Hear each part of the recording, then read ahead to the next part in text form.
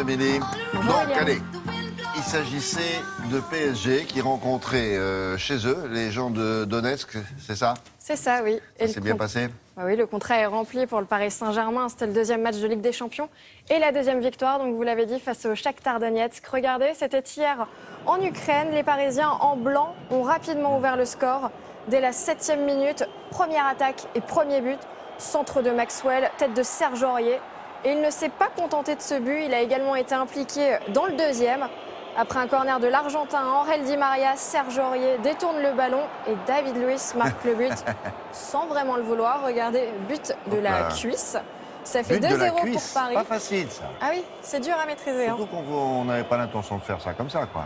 Ouais. Et regardez, on surveillait Zlatan Ibrahimovic de près, car s'il marquait, il allait devenir le meilleur buteur de l'histoire du Paris Saint-Germain avec Paoletta. Et finalement, ce sera pour une autre fois. Il a failli marquer et finalement non. But du joueur ukrainien Serna qui tente de contrer ce ballon et marque contre son camp. Ah. Victoire de Paris 3-0. A priori, Paris est prêt pour affronter le Real Madrid, son prochain adversaire dans 3 semaines. Et justement, qu'ont fait les Madrilènes face aux Suédois de Malmö hier soir? Eh bien, un nom est dans toutes les têtes, Cristiano Ronaldo. Il a marqué hier le 500e but de sa carrière, club et sélection confondus. Sur 66 matchs avec Madrid en Ligue des Champions, il a marqué 65 fois. C'est énorme, voilà de quoi faire trembler Paris. Il a marqué 2 fois, là? Il a marqué 2 fois, il a marqué un doublé hier. 2-0 pour le Real Madrid. On le voit ici, son doublé. Hop. Ah oui, d'accord. Du rugby? Ouais. Il sera là dans 3 semaines à Madrid? Oui, normalement, oui. Alors, les Parisiens l'espèrent pas, je pense, mais Bon. oui. Bon. On avait du Pardon. rugby aussi. Ah oui, oui, Avec oui, la oui. Coupe du Monde. Ce soir, la France, 7e nation mondiale, affronte le Canada, 18e. On espère une 3e victoire dans cette poule. Et ce soir, a priori, les Canadiens ne devraient pas trop poser problème aux Bleus. Regardez, les Bleus sont arrivés hier à Milton Keynes, ville située à 1h30 au nord-ouest de Londres. C'était l'entraînement du capitaine. Et pour ce 3e match, on suivra particulièrement Brice Dulin, arrière de formation mais titulaire à l'aile. Philippe Saint-André l'avait déjà testé au poste d'ailier lors du premier match de préparation face à l'Angleterre. Mais le résultat avait été peu convaincant. On suivra également Rémi Grosso, première sélection en bleu. Donc la France et le Canada se sont rencontrés 3 fois dans l'histoire de la Coupe du Monde. Et il y a eu 3 victoires des Bleus.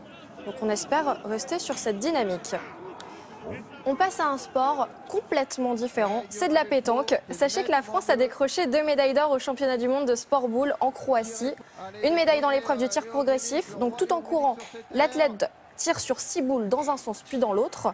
Donc là, c'est Guillaume Abelfo qui a remporté l'épreuve. Et l'autre médaille, c'est dans l'épreuve du tir précision. C'est dur, hein, parcours d'adresse, 11 cibles, 11 lancés. Et là, c'était Grégory Chira. Ah ouais. Direction les Côtes d'Armor à Perros. Ça devrait plaire à La Grégoire Côte Tournon. d'Armor, c'est autre chose. C'est bien aussi, là. À mort toujours. Là, c'est les championnats de France de kitesurf speed crossing. Victoire de Philippe Axman et d'Alexia Fancelli chez les femmes.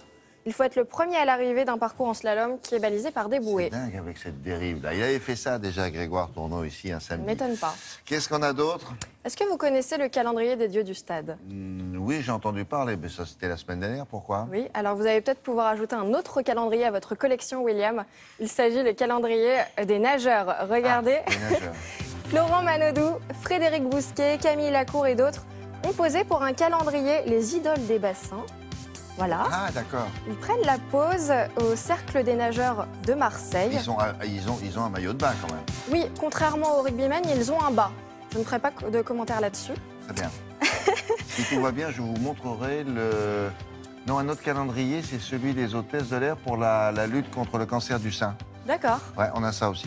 On Mais pourra le présenter aussi. c'est très discret, hein. En tout cas, celui-ci, il faudra patienter jusqu'au 15 octobre Oh, zut pour se le alors. procurer. Oui, c'est bon, je sais. On verra ça. On distribuera ça aux filles de Télématin. Il y a du boulot. Merci beaucoup. À tout à l'heure.